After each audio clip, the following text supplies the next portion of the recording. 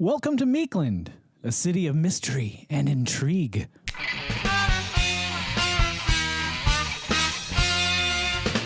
Greetings and welcome back to another episode of the Vodkast Does Dungeons and Dragons. Now, last week we took a moment to talk about how I set up my games using a Word document and how I use Dungeon Alchemist as my mapping tool. And today I wanted to dig in a little bit deeper and show you what I've been working on. This is actually a future game that I'm going to be running for my party. So if any of my party members are watching this now, understand that this could be spoiler territory. Let's get into it.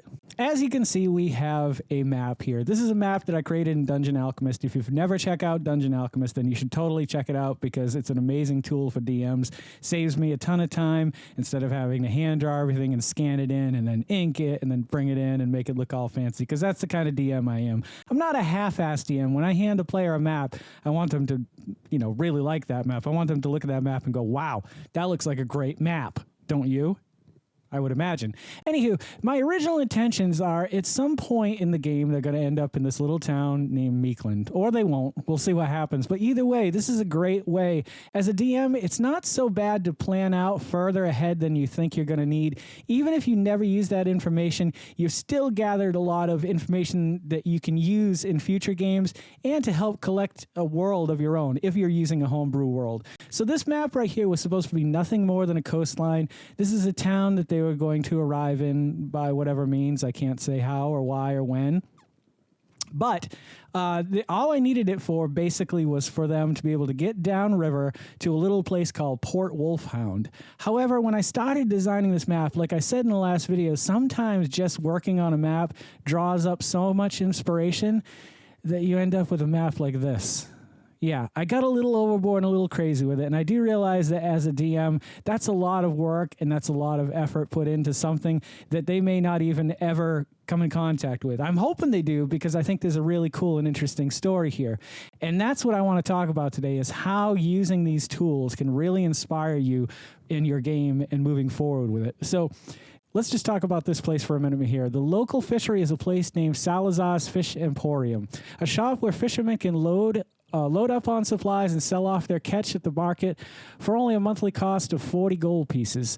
They also offer ferry services for those seeking quicker trip to the coast and rental boats for day trips. Salazar is a fiery old dwarf who loves a good deal and is always on the lookout for an interesting bauble or trinket for his wife Mildred's collection. Now, they have to shut down for a few days because this is going to be a storm blowing in, and that's how I'm trying to keep the party in the town. Now, they can travel, they can walk, they could buy a horse, rent a horse, and make their way to the coast any way they want. However, the quickest way to get there would be by taking a boat, because it'll take less than a day to get them to the coast. So by creating this storm, what I did was I forced them into staying into this town for at least 2 days.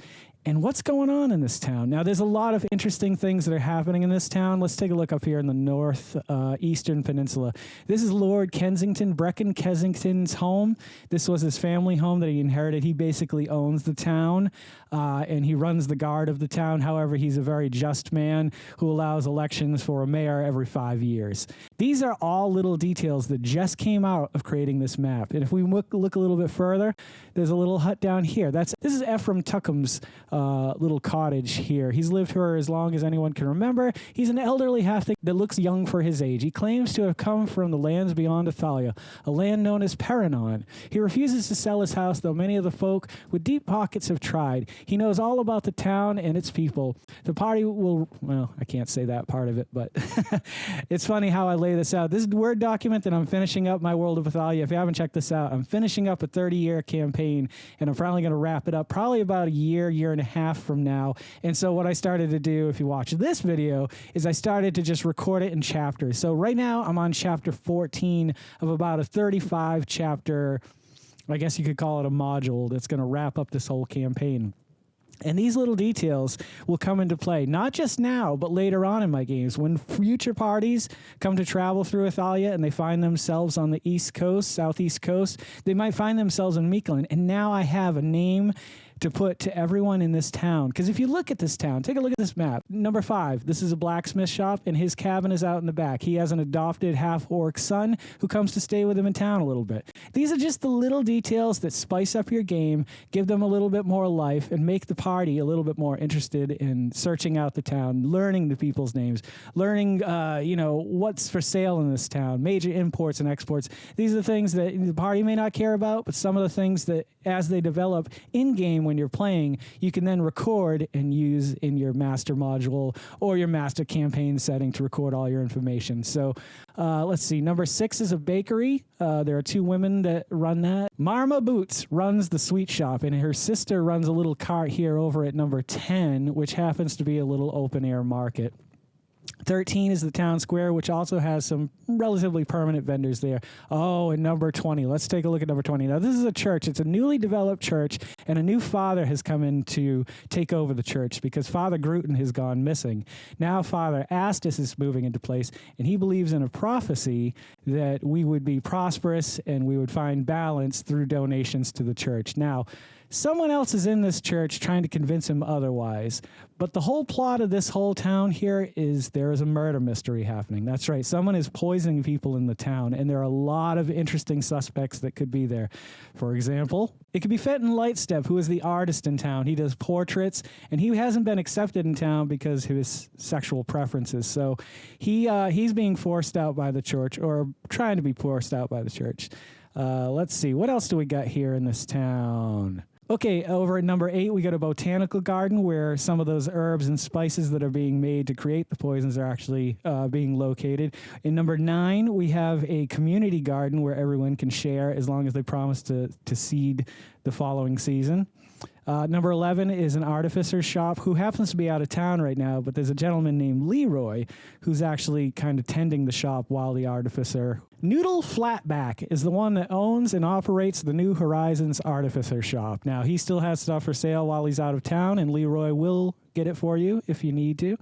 Of course, Leroy is a very busy man himself.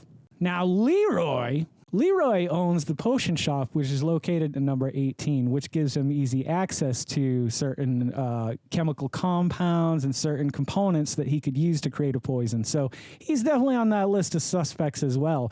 Now, if we go over here, let's see if, oh boy, that's another picture altogether. Let's go back. That's an AI photo I actually created of an item in-game, which is called, oh boy, Goggles of Comprehension. I can't remember exactly what it's called, but it's kind of like from Dragonlance. Tasselhoff Burfoot owned the Spectacles of True Seeing, I believe they were, so he could read any language. They're similar in some ways and different in other regards, but that video is another video, not this video. Oh shit, I lost my map. All right, back to the map. Here we go. I'm not going to go over detail every location in this map. 23 is the mayor's house. 24 is the stables. You know, all of these things, I could have gone into as little detail as I wanted or as much detail as I wanted, but I tried to write a paragraph for each one. So Meekland now lives in my world. This is a city that never existed until my party is going to go there. And that's why I talk about sometimes how I didn't just create Athalia. My players helped me create Athalia. With each game, with each town, with each place they wanted to travel to, with every face that they met, there's now a name to go with it. And I think that's super critical as a DM to know that, or not just know it up here, but especially have it on paper.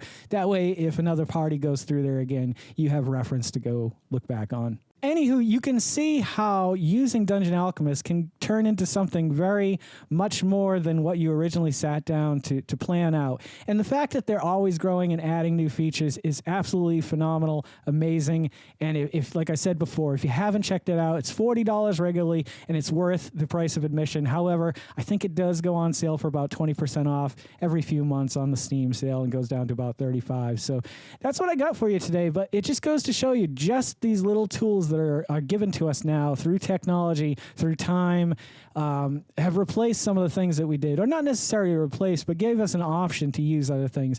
And using these new options, to me, is so inspirational that I can't thank Dungeon Alchemist enough. I can't thank companies like VTT companies like Roll20 and Foundry for making this tool for probably at the time a much more smaller group of people using it, who are now, you know, this massive group of people playing Dungeons and Dragons and other role-playing games all around the world. So I'm going to leave you with that. that's Meekland. It's a little look at it, a little look at the future. If my players happen to be looking at it, you never know. I might change up some details. But either way, I really hope you've enjoyed this episode. And if you have any suggestions for future episodes, please let me know in the comments below, because I would love to give you what you guys want to see.